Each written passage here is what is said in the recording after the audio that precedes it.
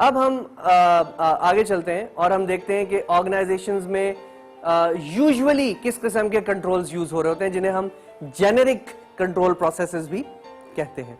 अब जब हम जेनेरिक कंट्रोल्स की बात करते हैं तो ऑर्गेनाइजेशंस ऐसे बहुत सारे कंट्रोल्स इंप्लीमेंट करती है अपने यहां, जिसके through they make sure that whatever strategies have been identified are actually implemented by the organisation.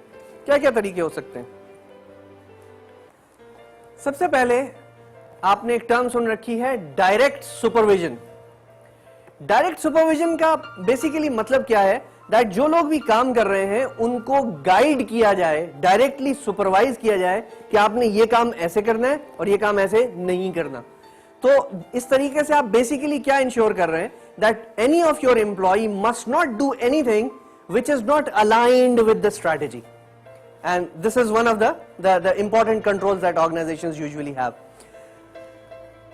Believe me or not, सबसे important control किसी भी जगह पे, आपकी अपनी जिंदगी में भी सबसे important control क्या हो सकता है? आपका अपना plan. My dear friends, you cannot control anything unless and until you have a plan.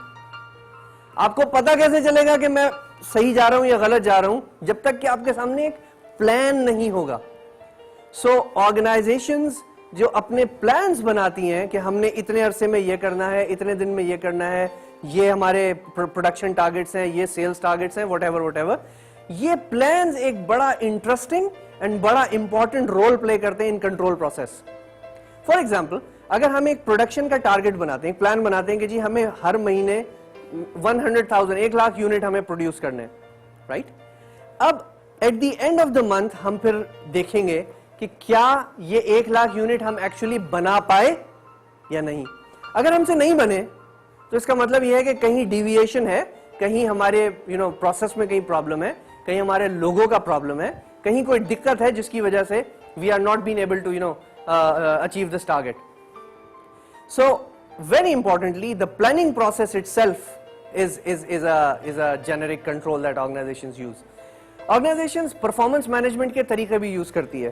Performance management क्या है? दैट एवरी इंडिविजुअल जिस लेवल पे भी काम कर रहा हो, खास तौर पे नीचे ऑपरेटिंग लेवल पे, उनके स्टैंडर्ड आउटपुट्स डिफाइन कर दिए जाते हैं।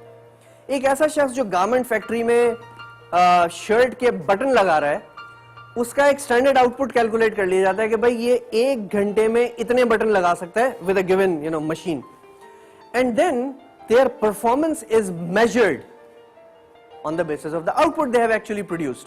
So क्या होगा कि अगर कोई इंडिविजुअल उस आउटपुट से कम प्रोड्यूस कर रहा है तो हम कहेंगे कि इसका आउटपुट सही नहीं है, हमें पता चल जाएगा this guy is not performing well, फिर उसको बेहतरी का कोई तरीका इख्तियार किया जाएगा।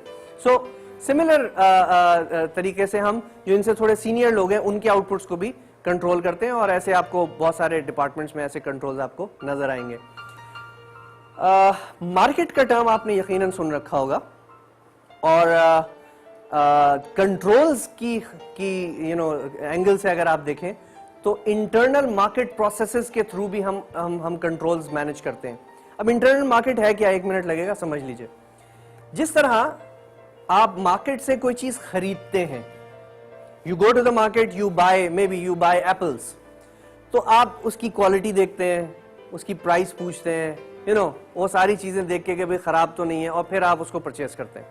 इसी तरह से within the organisation different departments actually serve each other as customer and supplier. For example, अगर आप प्रोडक्शन में हैं तो प्रोडक्शन डिपार्टमेंट को रॉ मटेरियल कहां से मिलेगा? From the inventory control department.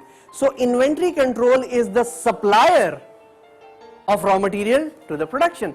सो अगर हम कंट्रोल रख दें कि भाई जो भी मटेरियल प्रोडक्शन डिपार्टमेंट लेगा इन्वेंट्री से, उसको एक दफा चेक कर लेगा, और ये एक तरह का सॉर्ट ऑफ एक्सचेंज है, तो क्या होगा कि अगर कोई भी इंफीरियर क्वालिटी, कोई भी डैमेज्ड आइटम प्रोडक्शन की तरफ आ रहा है तो वो उसके इनपुट पर रुक जाएगा।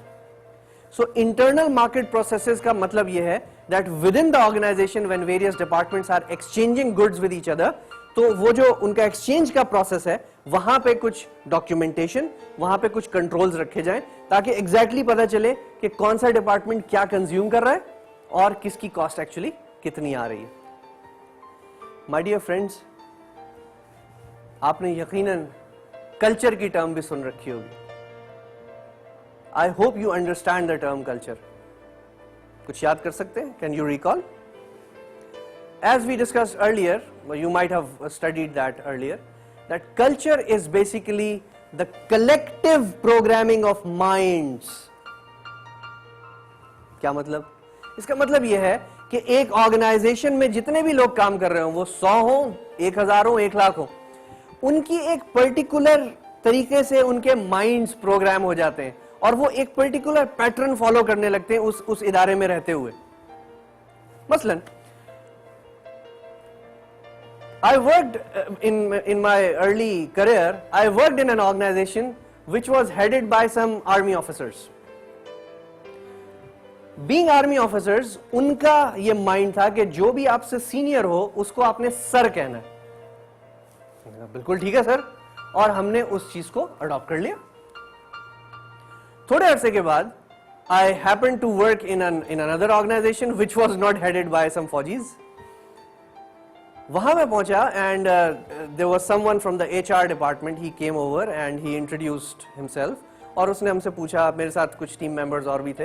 ही आस्क्ड अस क्या और आप लोगों को कोई मसला तो नहीं है, कोई प्रॉब्लम तो नहीं है एंड ऑल दैट. मैंने कहा नहीं सर, कोई प्रॉब्लम नहीं है. उसने मेरी बात सुनी, मुस्कुराया और उन्होंने कहा कि dear my name is Noman and I am not your sir. और मेरे मुंह से निकला sorry sir. The guy got a little upset. He said, "यार, I am telling you I am not your sir, and you are saying sorry, sir." I said, "Sir, I am trying to, but I just cannot avoid saying sir." The problem with me at that time was that I was coming from a culture जहाँ पे senior को sir कहना was sort of compulsory. तो मेरी programming उसी हिसाब से हो गई थी और मेरे लिए किसी सीनियर को उसका नाम लेके पुकारना was close to impossible. इसी तरह से ऑर्गेनाइजेशंस के अपने कल्चर्स होते हैं, ऑर्गेनाइजेशन के काम करने के अपने तरीके होते हैं और वो जो कल्चर्स हैं वो भी एक कंट्रोल प्रोसेस के तरह से इस्तेमाल होते हैं. फॉर एग्जांपल, बाज ऑर्गेनाइजेशंस में रीचिंग एट 9 o'clock और before 9 o'clock is a part of the culture. I know certain banks जहां पे आपको 8:55 पे you don't have to be only on your seat, but आपका सिस्टम भी अप होना चाहिए, आपका सॉफ्टवेयर भी अप होना चाहिए, आपको नेट पे लॉगिन भी होना चाहिए अब उनके सर्वर पे. क्यों? बिकॉज उनका कहना यह है कि आपके पास पूरे 9:01 पे पहला कस्टमर आ सकता है. तो आप उस वक्त उसको ये नहीं कह सकते sorry sir it's very early morning, हम तो अभी तैयारी कर रहे हैं. You can't say that. So in such kind of banks ये उनका एक बड़ा स्ट्रिंजेंट कंट्रोल है. कोई शख्स सोचता भी नहीं है कि वो किसी भी वजह से लेट हो जाएगा. और यकीन कीजिए इसी शहर में ऐसे बैंक्स भी मौजूद हैं जहां आप 9:30 बजे भी जाएं तो वो कहते हैं सर अभी इट्स टू अर्ली, हमारे तो कैश ही नहीं आया अभी, सो आप थोड़ी देर के बाद तशरीफ लाइए. कल्चर का फर्क है इसी शहर में and you can check out. So culture can be used as another generic control. इसके अलावा और क्या हो सकता है कंट्रोल के लिए? कल्चर के साथ साथ